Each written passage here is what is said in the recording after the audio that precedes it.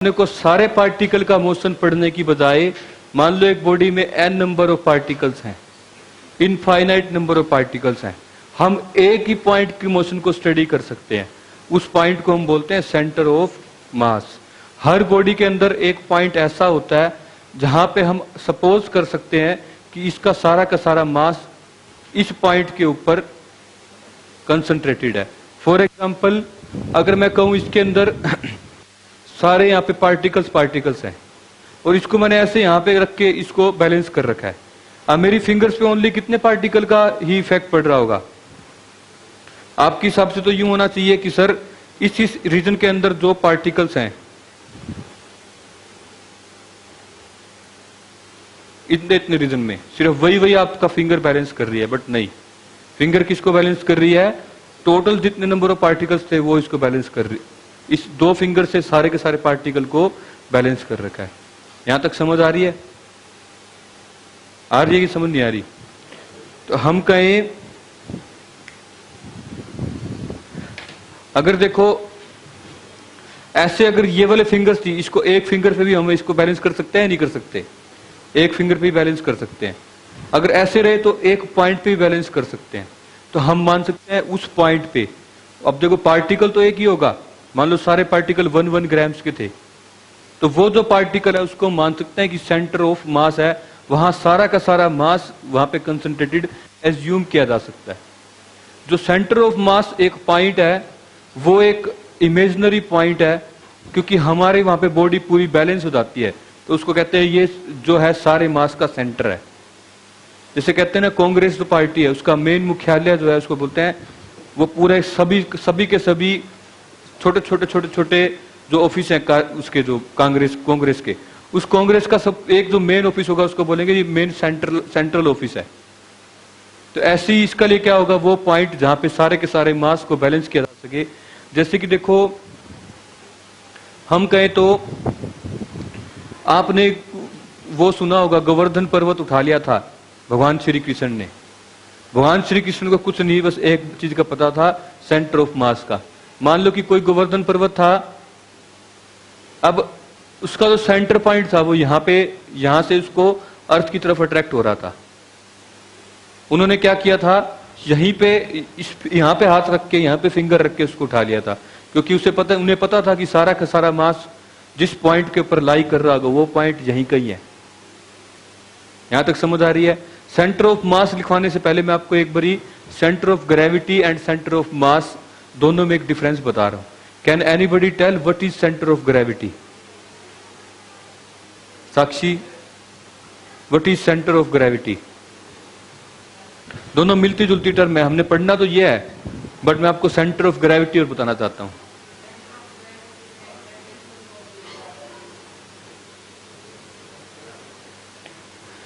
देखो, centre of mass is that point, दोनों की डेफिनेशन लिख देता हूं, आपको समझ आ जाएगा। Centre of mass is that point in और आउटसाइड द बॉडी।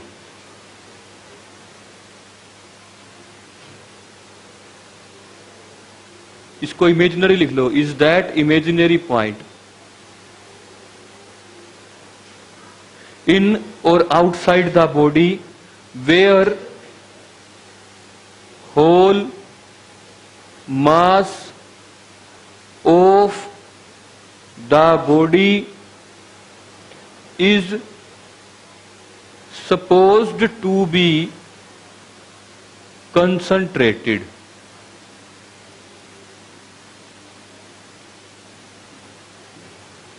यहां तक समझ आ गया? और पहले तो इस डेफिनेशन के अंदर आपको दो पॉइंट में थोड़ा सा कंफ्यूजन रहेगी कि सर ये समझ नहीं आया इन और आउटसाइड द बॉडी। जैसे कि मान लो ये हमारे पास डस्टर है, इस डस्टर के अंदर ये आप कॉपी घुमाते हो फिंगर के ऊपर, अब जो फिंगर पे कॉपी घूम रही थी उसने कहां से पकड़ रखता है? एग्जैक्ट सेंटर ऑफ मास पे के एग्जैक्ट नीचे रख रखी होती है फिंगर। यहां तक समझ आ रही है? तो अब हम कहेंगे, देखो अब इस डस्टर के अंदर कोई ना कोई ऐसा पॉइंट होगा या नहीं होगा जहां पे सारा का सारा मास को हम कंसंट्रेट कर सकते हैं, कंसंट्रेट एज्यूम कर सकते हैं। समझ आ रही है यहां तक? बट मैं आपको कह दूं एक रिंग ले लो, एक कड़ा ले लो। एक रिंग के लिए आप देखोगे, जैसे कि ये रिंग ले ली, इस रिंग के लिए आप देखोगे जो सेंटर ऑफ मास पॉइंट होगा वो कहां लाई करेगा, इसकी एक्सिस पे। अगर इस धागे को मैंने यूं ऐसे और ऐसे पकड़ लिया, यहां से एक धागा बांध दिया इस रिंग के साथ, यहां से एक धागा बांध दिया और यहां से पकड़ लिया, तो अब बताओ क्या ये बैलेंस्ड रहेगा या नहीं रहेगा? रहेगा। तो हम कहेंगे जो सेंटर ऑफ मास पॉइंट था वो कहां लाई करता है, इसकी एक्सिस पे। यहां तक क्लियर आ रही है? अब ये बॉडी के अंदर है, बॉडी के बाहर है, ये बॉडी के बाहर है, मतलब बॉडी के कोई पार्टिकल नहीं है, बॉडी के बाहर ही पार्टिकल है। यहां तक समझ आ रही है? तो हम कह सकते हैं ये इन और आउटसाइड भी हो सकता है। आगे बढ़े, इसकी एक डेफिनेशन और दे सकते हैं जो साइंटिफिक डेफिनेशन है। अगर मान लो हमारे पास n नंबर ऑफ, ये कोई भी हम ऐसे बना देना शेप, इसका मतलब होगा कोई भी लैमिना बना दिया। लैमिना क्या होता है? कोई भी स्लाइस। आपको सर ये लैमिना, स्लाइस, ये तो कोल्ड ड्रिंक के नाम लग रहे हैं, जैसे लिम्का, स्लाइस। कईयों के मन में तो स्लाइस का नाम आते ही कैटरीना ध्यान ऐड करती है, वो है कि नहीं? लिम्का का करते ही नहीं, वो मरिंडा करती है। लिम्का कौन ऐड करता है? करीना कपूर। अब ये लैमिना होता है इस तरह से, कोई भी एक चिप्स टाइप में कुछ काटा हो, जैसे कि मान लो अब इस डस्टर को, डस्टर तो इस बिल्कुल आपको पता स्क्वायर है, इसको जस्ट एक कट कर दो पीस। अब कोई भी आर्बिट्रेरी शेप होती है इसको कट कर देता, वो जो चिप्स मेरे हाथ में आ जाता, अंकल चिप्स, वो ये अंकल चिप्स को बोलते हैं लैमिना। समझ आ रही है? मान लो इसको मैं यूं कट कर दूं बीच में से, ऐसे यहां से पीस कर दूं, ऐसे कट लगा दूं चाकू से काट के, ये साइड में आ जाए, ये लैमिना होगा। अब लैमिना के ऊपर कितने नंबर ऑफ बॉडीज, कितने नंबर ऑफ पार्टिकल्स होते हैं? n नंबर ऑफ पार्टिकल्स होते हैं। यहां तक समझ आ रही है? मान लो कि इसके ऊपर n नंबर ऑफ फोर्सेस हम अप्लाई कर रहे हैं। ये पहला फोर्स इसको आगे की तरफ भेज रहा है, ये दूसरा फोर्स इसको आगे की तरफ, इस पार्टिकल को अलग फोर्स आगे की तरफ भेज रहा है।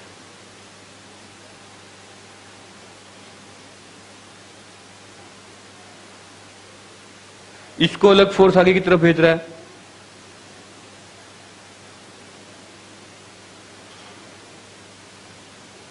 किक मार दी इसने,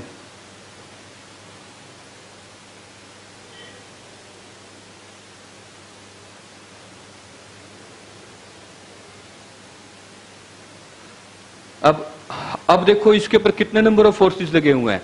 फर्स्ट, लेट ये सेकंड फोर्स लग रहा है, ये थर्ड फोर्स लग रहा है, इसको नाम दे देते हैं हम F1, क्योंकि ये पॉइंट फर्स्ट था। ये पॉइंट सेकंड था, इसको नाम दे दिया F2। ये पॉइंट लेट कर लिया F3 था, इसको हमने नाम, ये पॉइंट था 3, ये जो फोर्स लग रहा है इसके ऊपर कितना लग रहा है? F3। ऐसे ये nth पॉइंट था, n नंबर ऑफ पार्टिकल होंगे ना, तो ये nth पॉइंट था। मान लो nth पॉइंट के ऊपर जो फोर्स लग रहा है वो कौन सा लग रहा है? Fn। अगर मैं इन सभी फोर्सेस का सम कर दूं, वेक्टर सम कर दूं इन सभी फोर्सेस का, और एक कोई विशेष पॉइंट हो, पर्टिकुलर पॉइंट, वहां पे वो फोर्स लगाऊं और वो सेम इफेक्ट प्रोड्यूस कर सके जो सभी n नंबर ऑफ फोर्सेस मिलके प्रोड्यूस कर रहे थे, तो हम बोलेंगे वो जो पॉइंट होगा जिसके ऊपर टोटल फोर्स लगाने से सेम इफेक्ट प्रोड्यूस हो रहा है, उस पॉइंट को बोलेंगे सेंटर ऑफ मास। यहां तक समझ आ रही है? नहीं आ रही तो सुनो।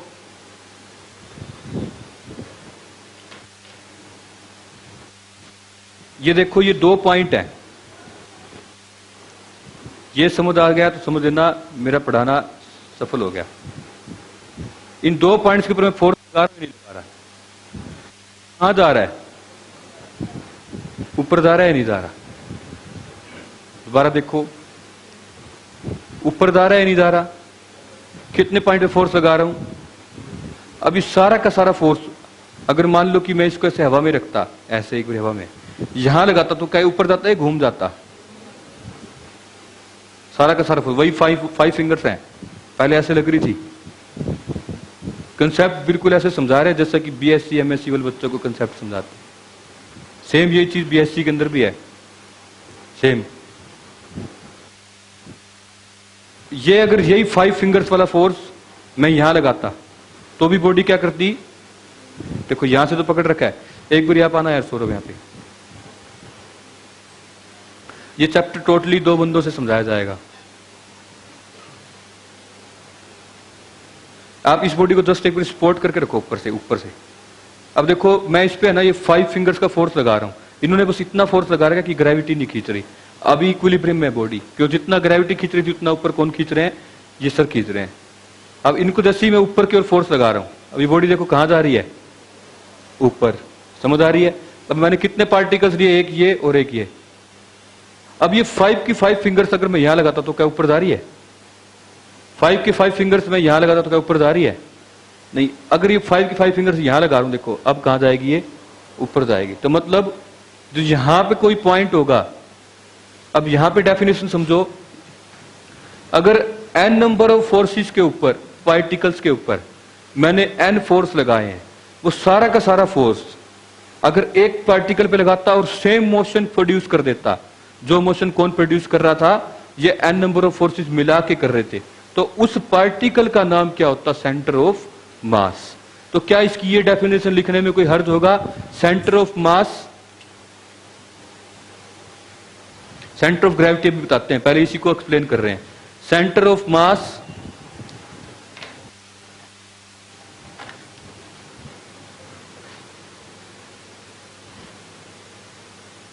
इसको ऐसे लिखो, if n number of forces are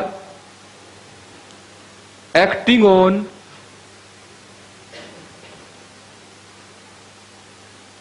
n number of particles,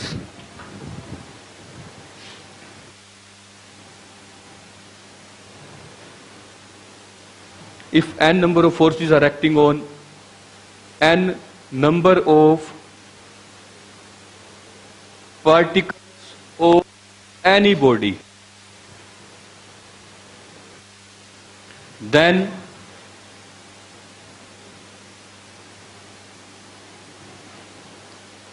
if vector sum of all the forces, vector sum of all the forces acting on a particular point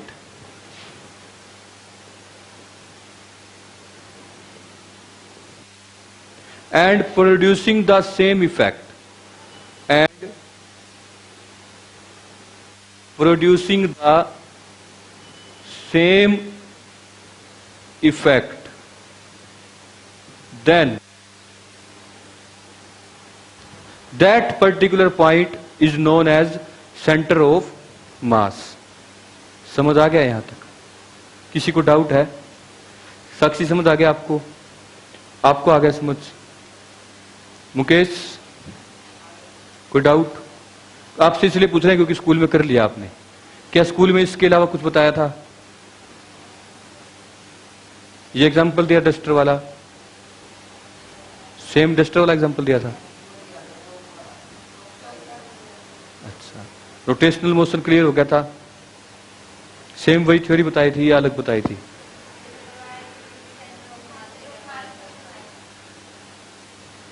कोई बात नहीं। ये भी मतलब कमी स्कूल्स में एग्जांपल देते हैं, रोटेशनल मोशन का भी कमी, यह बता भी देते हैं तो बच्चों को समझ, ऐसे बच्चे बनाए थे, बता दो।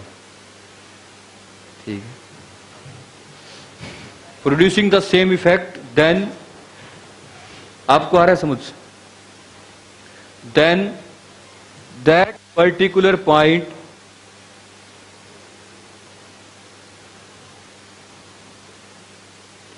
Is called COM, centre of mass. यहां तक समझ आ गई? आगे सुनो, इसका एक और भी वो है डेफिनेशन, वो और सुन लो। आपको और खुशी होगी कि मतलब सेंटर ऑफ ग्रेविटी तो अभी पढ़ेंगे, ये तो सेंटर ऑफ मास की दूसरी डेफिनेशन चल रही है, सेंटर ऑफ मास की दूसरी डेफिनेशन, सेंटर ऑफ मास की तीसरी डेफिनेशन भी बता रहे हैं। आप ध्यान से सुनो, ये चैप्टर टोटली का टोटली सीखने का है। जिन्होंने टीचिंग देखनी है ना कि हमारी क्या टीचिंग कर सकते हैं, वो इस चैप्टर से देख सकते हैं।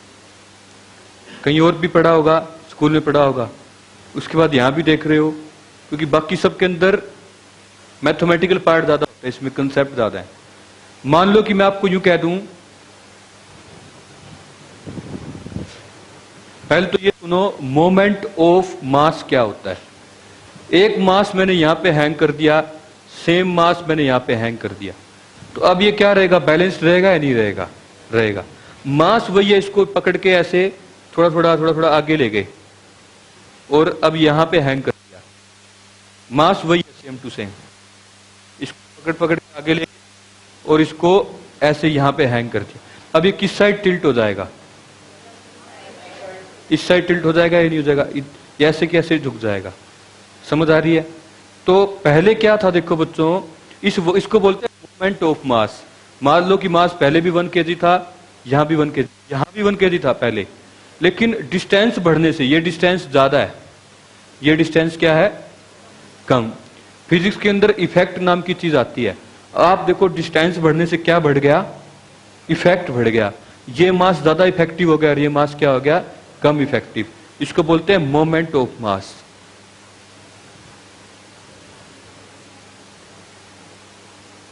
मोमेंट ऑफ मास होता है मास इनटू परपेंडिकुलर डिस्टेंस। आपने जो फर्स्ट केस देखा था ना, पहले वाला, जहां पे दोनों के दोनों में सेम डिस्टेंस था, जहां पे दोनों में सेम डिस्टेंस था, आप देख रहे हो वहां पे नेट मोमेंट कितना था? 0 था। क्यों 0 था? ये इधर इतना झुकना चाहता था, मास इनटू में इस डिस्टेंस से बैंड होना चाहता था। इसका मास भी यही था और डिस्टेंस भी दोनों का सेम था, ये यहां झुकना चाहता था। अब एक बॉडी को यहां भी टिल्ट कर रहे हैं, यहां भी, दोनों की मोमेंट क्या हो गया था? नेट मोमेंट कैंसिल हो गया था। तो पहले हम कह सकते थे कि ये सेंटर ऑफ मास पे पड़ा है। सेंटर ऑफ मास की ये डेफिनेशन भी हो सकती है जहां पे sum of all the moment is equal to 0 हो, कोई सम बचे ही ना, क्योंकि सेंटर ऑफ मास वही पॉइंट होगा ना। जैसे कॉपी है, मान लो हमने एक नोटबुक ले ली या ये डस्टर ले लिया, कॉपी दिखाना एक बारी, नोटबुक दिखाना, ये भारी बहुत है। मान लो कि यहां से हमने इसका सेंटर ऑफ मास बना दिया, इधर से इसके बीच में सेंटर पे एक दो फिंगर रखी, वहां सेंटर ऑफ मास बना दिया। अब क्या ये इस साइड झुक रही है?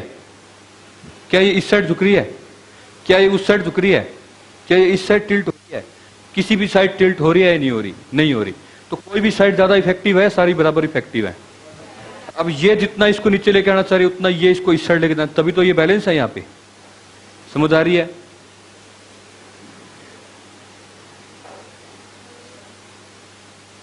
ये इसको जितना यहां पे नीचे लेके आना चाह रही है, उतना ये साइड कहां लेके आना चाह रही है? नीचे। कहां ज्यादा मास का इफेक्ट है? इस साइड या इस साइड? इक्वल है, तो इसे कहेंगे सेंटर ऑफ मास है। सेंटर ऑफ मास वो पॉइंट होता है जहां पे net effect of all the masses या फिर net momentum of all the masses is 0। लिखो COM।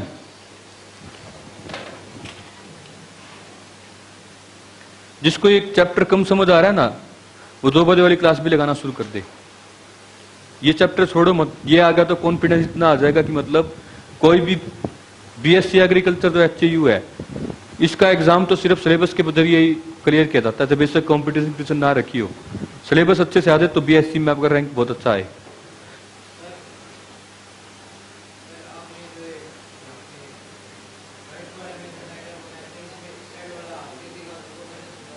हाँ, अब ये कह रहे हैं कि सर इधर मास कम होता है, अगर कि मतलब क्योंकि अब डिस्टेंस बढ़ गया, मास कम करो डिस्टेंस बढ़ा दो, एक ही बात है। वो तो होता ही है। देखो अब आप क्या करना हो, मान लो कि वो झूला होता है, ये वाला झूला, इसको क्या कौन सा बोलते हैं? सीसा। यहां पे मान लो कि एक मोटा बच्चा बैठा है और यहां पे पतला बच्चा बैठा है, तो बताओ ये किस साइड की ओर ज्यादा टिल्ट होगा? मोटे बच्चे की तरफ। लेकिन मोटे बच्चे को आप आगे की ओर बिठा देना, यहाँ पे या बच्चे को और पीछे बिठा देना, इसको और आगे बिठा दिया, तो अब देखना अब दोनों बैलेंस रहेंगे। क्यों बैलेंस रहेंगे? क्योंकि ये मास ज्यादा था तो डिस्टेंस कम हो गया। एक्चुअली ये मास और डिस्टेंस मिला के इफेक्ट ऑफ मास बनाती हैं। अकेली क्वांटिटी का नाम इफेक्ट ऑफ मोशन नहीं है या मोमेंट नहीं है। मोमेंट का मतलब क्या है? मास इनटू में परपेंडिकुलर डिस्टेंस।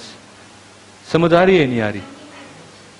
तो हम इसकी डेफिनेशन ये भी दे सकते हैं, centre of mass is that point where sum of moment of mass of all the particles is 0। यहां तक समझ आ रही है? मतलब कि सिग्मा समेशन के लिए यूज होता है। n is equal to 0, n tends to i लिख दो, मतलब n number of particle i से स्टार्ट है। फर्स्ट होगा तो फर्स्ट, सेकंड होगा तो सेकंड। तो मास हम किससे लिखते हैं एक पार्टिकल का m से, mi इंटू में ri, क्योंकि मुझे पता है मास इंटू में डिस्टेंस क्या होता है? इफेक्ट। अगर पहला पार्टिकल लिख रहे हैं, सेंटर ऑफ मास से यहां 1 पुट कर देंगे, यहां भी क्या पुट कर देंगे? 1। ऐसे सभी पार्टिकल का सम कर लेंगे, वो नेट सम कितना आएगा? 0। अगर सेकंड पार्टिकल है तो यहां भी 2 पुट कर देंगे, यहां भी क्या पुट कर देंगे? 2 पुट कर देंगे, सभी का सम आ जाएगा। इस इक्वेशन का मतलब यही है कि m1r1 m2